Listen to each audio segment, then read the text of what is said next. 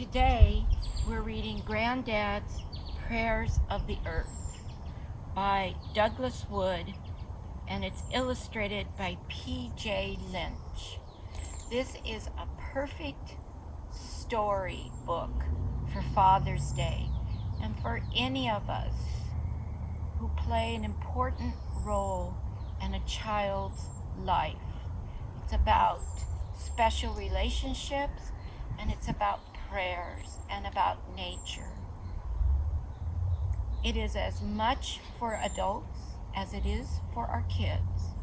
Word of warning, you should probably have a box of Kleenex nearby.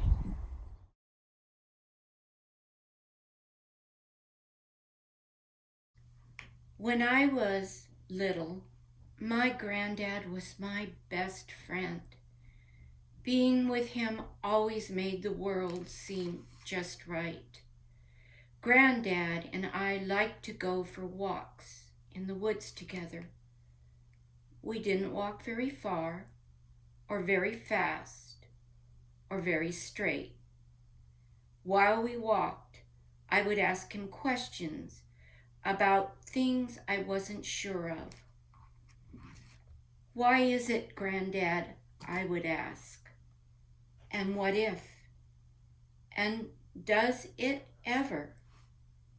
And one day, I asked my granddad about prayers.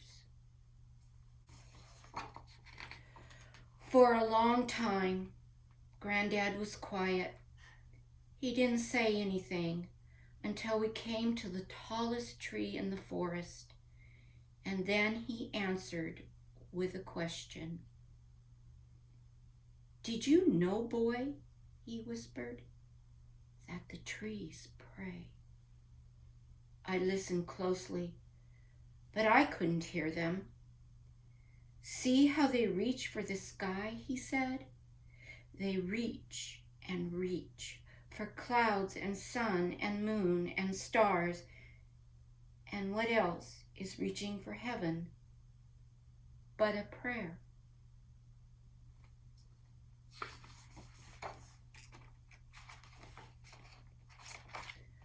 I thought about the trees and kept listening for them. And while I thought, I sat down on an old mossy rock. Rocks pray too, said Grandad. Pebbles and boulders and old withered hills. They are still and silent, and those too are important ways to pray. I thought hard about the rocks, and I picked up a pebble and I stuck it in my pocket.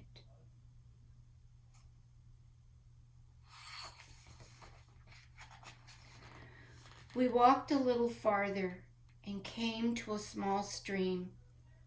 The water splashed and sparkled, and a tiny fish hovered in its shadows. Do streams pray too, Grandad? I asked. Streams pray too, he answered, and lakes and rivers and waters of all kinds.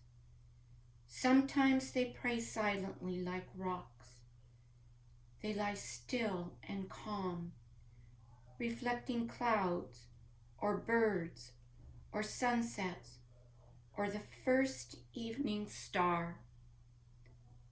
Sometimes they pray with movement, flowing across the face of the earth, giving themselves to the ocean, giving themselves to the sky, and beginning their journey all over again. Sometimes waters pray with laughter and chuckling to their friends, the rocks.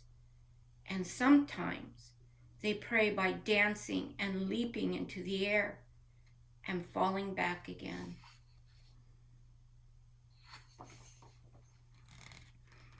These are all ways to pray, said Grandad. But there are more. The tallest grass prays as it waves its arms beneath the sky, and flowers pray as they breathe their sweetness into the air. The wind prays as it whispers and moans and sighs. It is saying a prayer and singing a hymn at the same time.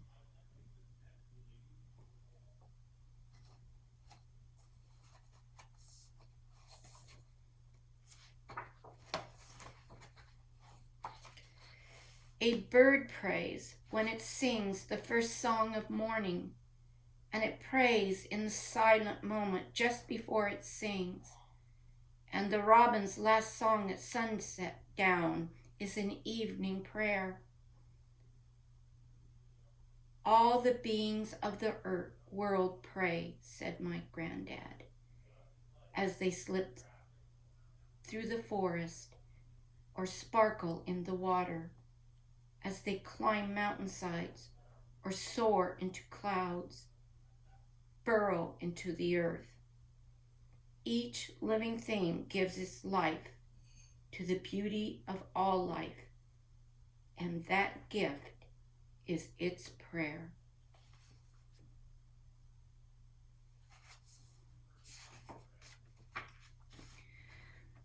Then we were quiet, my granddad and I.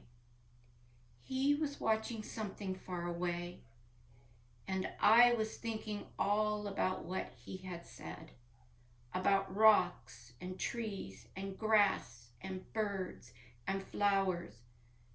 And finally I asked him to tell me about the prayers of people. Grandad smiled and he ruffled my hair. People pray some of the most wonderful prayers of all, he said.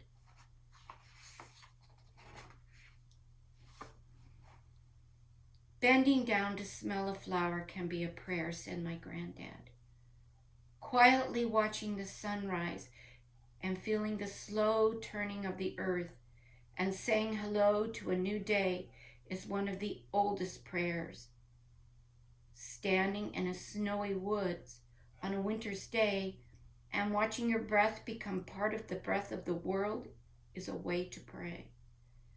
Making music or painting a picture can be a prayer. Holding hands around a table with family and friends, remembering all that holds us together, and giving thanks is one of the greatest prayers.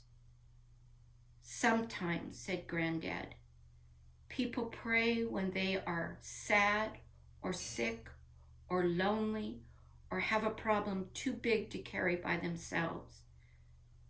They may say words that they have learned from their fathers or mothers or granddads or great-grandmothers, but often they must find their own words.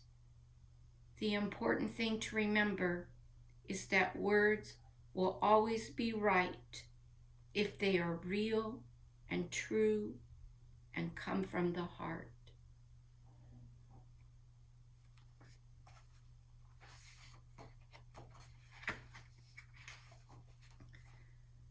We had walked far enough, and Grandad said it was time to go back, but I had one last question.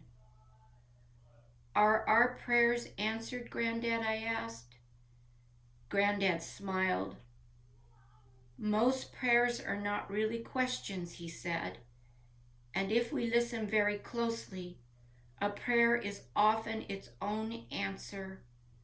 Like the trees and the winds and the waters, we pray because we are here, not to change the world, but to change ourselves.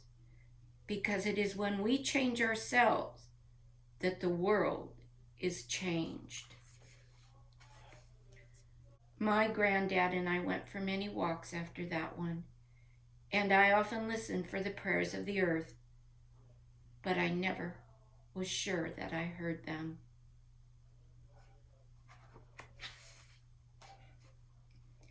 Then one day my granddad was gone, and no matter how I prayed, he didn't come back. He couldn't come back. I prayed and prayed and prayed until I couldn't pray anymore. And so I didn't for a long time. And the world seemed dark and lonely without my granddad in it.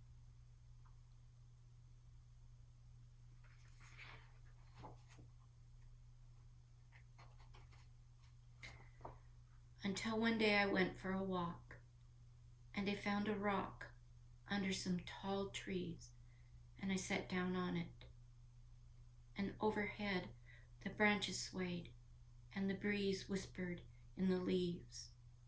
I heard a stream flowing nearby, and a robin singing from a honeysuckle bush.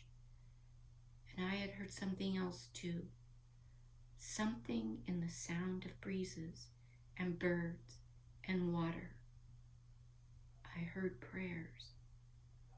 The earth was praying, just like my granddad said.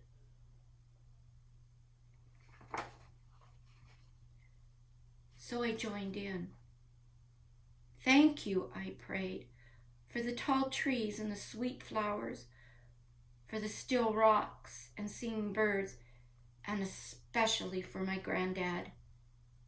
And as I prayed, something changed, and my granddad seemed somehow near. And for the first time in a long time, the world seemed just right.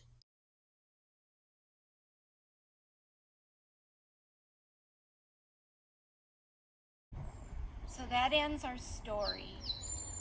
I am still missing you folks. I hope to see you again.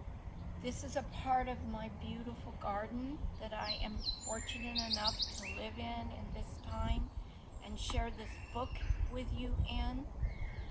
So have a warm, sunny day and weekend, and happy Father's Day. See you again.